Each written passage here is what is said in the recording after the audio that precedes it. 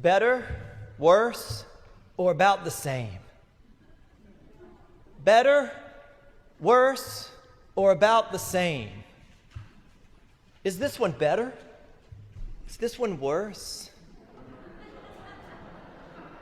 Or is this about the same?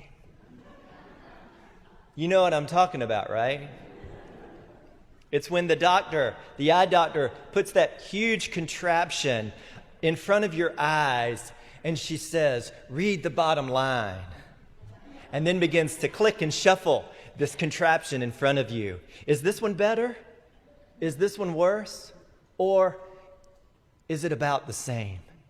Click, click, click, click. Better, worse, about the same? I start this sermon acknowledging that I am a sighted person. And I give thanks to God for being able to see. I'm also blessed and thankful to have health insurance that covers routine eye exams. So when I go to the eye doctor, two things are happening. They check the health of my eyes. They check the muscles. They make sure that the eye itself is healthy. But then they roll that large contraption out and fold it in front of your face. And by the way, it's called a phoropter. Bet you never looked that up, did you? Like a dinosaur. They put the phoropter in front of your face, and then they begin to ask those questions. Better, worse, or about the same. So what are they doing? They're checking your vision. It makes me wonder, is there a difference between sight and vision? If sight is being able to detect colors and shapes and movement and perception of depth, what is vision? Well, today we catch up with Jesus in the Gospel of St. Mark, and he's having an encounter with a man named Bartimaeus. And Bartimaeus is blind. And Bartimaeus is hanging out on the side of the road. And if you look more closely at that word, the road, you'll see that the Greek translation is actually the way. He's hanging out on the way. But put a pin in that because we're going to circle back to that in just a moment.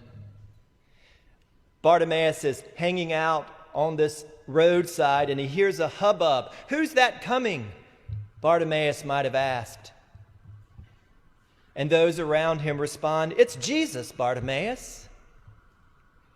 Bartimaeus must have heard of Jesus because Bartimaeus calls out to Jesus. He asks Jesus to come over and heal him, but the people try to hush him. Hush, Bartimaeus. Jesus doesn't have time for people like you.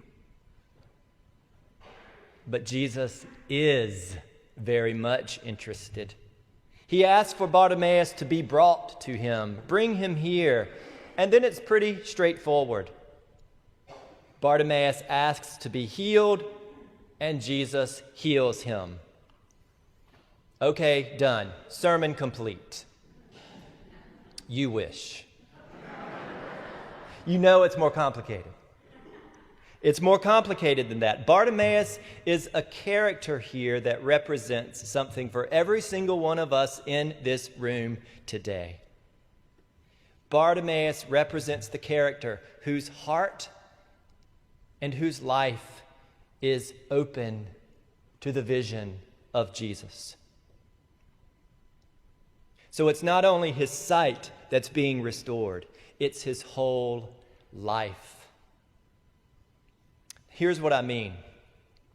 The gift of Bartimaeus is that he's already capable of seeing what the disciples cannot and have not seen. If you look at this section in Mark's gospel, you'll see that it's a section that's dedicated to ministry. And that particular section is framed on both ends by a story about a blind person. A story about a blind person. Story about people who were blind, but now they see. Remember that the disciples and the people are not only hard of hearing, they're hard of seeing. They don't get it. They're hard-pressed to see and experience the power of Jesus, who he is, and what he is able to do. Just think about our readings and our sermons over the last 2 weeks. Remember that 2 weeks ago, Jesus asked that one attorney to go and sell all of his stuff? And the guy's like, no way, all of it? And today, Bartimaeus makes good on that attorney's demand. Remember, there's an interesting detail in our passage today. It says that the man, Bartimaeus, throws off his cloak. Interesting detail. Can you imagine how important a cloak would be to someone who hangs out on the roadside and who is blind? The cloak would be a protection from the elements. The cloak would be a sense of coziness. The cloak would be something to hang on to. The cloak would be a cushion on a gravelly road. Yet Bartimaeus flings it away, letting go of what was probably his most valued possession. And then last week, you remember Dr. Turner preached. The disciples were arguing about who was the greatest. You remember T preached saying that in order to love our neighbor, we have to know our neighbor. Yet the disciples were arguing about who was the greatest. They were having an ego trip. The drive to be the greatest, and whenever the ego drives the ship, we're blinded.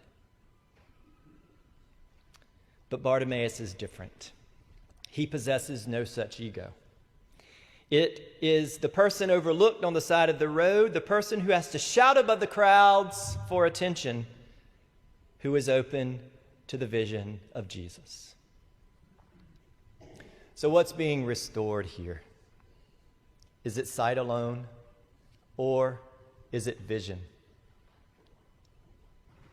Now, please don't get me wrong.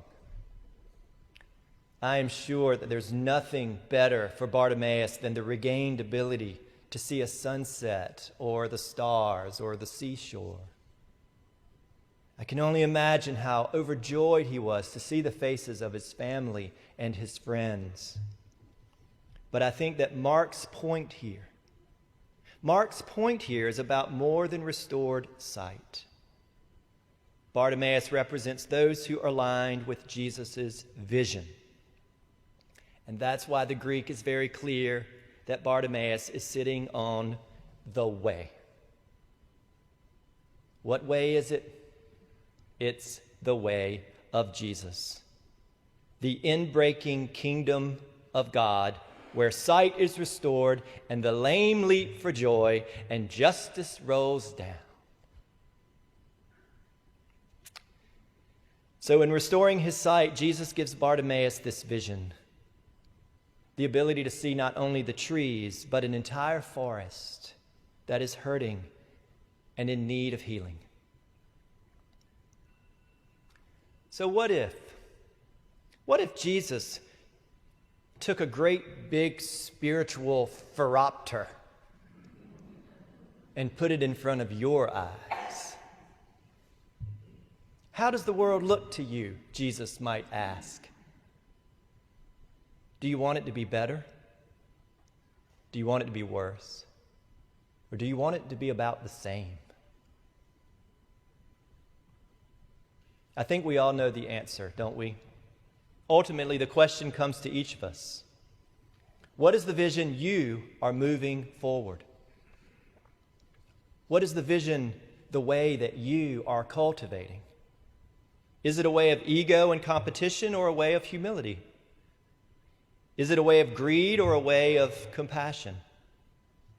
Is it a way of hostility or a way of gentleness? Is it a way of anger and judgment or a way of forgiveness?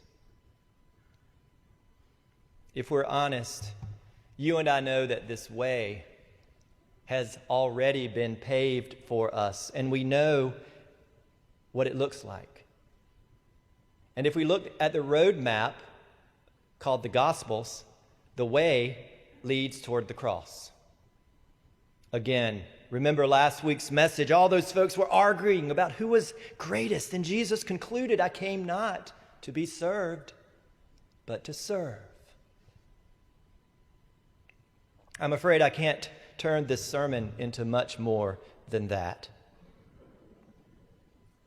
Jesus' vision is about service. It's about sacrifice and humility, and it's about giving up our cloak and offering a new vision of an equitable and fulsome future for all people. This vision of Jesus, it's weird, it's amazingly focused, and it's amazingly expansive. It reminds me of that Buddhist practice. When we meditate, our teachers invite us to focus on a single object.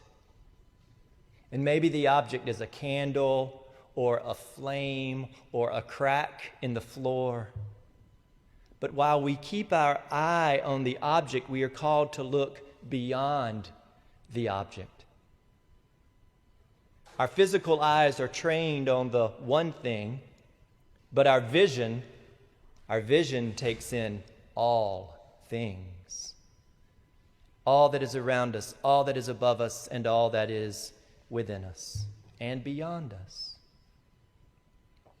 So the vision of Jesus is kind of the same way. His earthly vision is on a specific hill in Jerusalem where a cross awaits him. But his larger vision is on all of us and on each of us. His vision is on how he can bring a world and a people together. And he knows that his earthly way will be bumpy and painful. But he knows that the real vision leads toward freedom and eternity.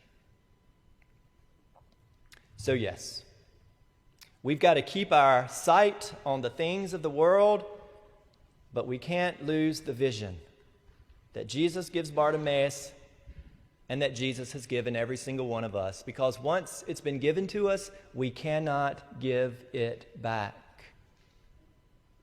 As the old hymn says, I once was lost, but now I'm found. I was blind, but now I see. So what do you see, St. Paul's? You all have a vision. And it has to do with those most basic questions. Do you want your life? Do you want all of life to be better, worse, or about the same? I firmly believe that the vision of God calls us to make things better.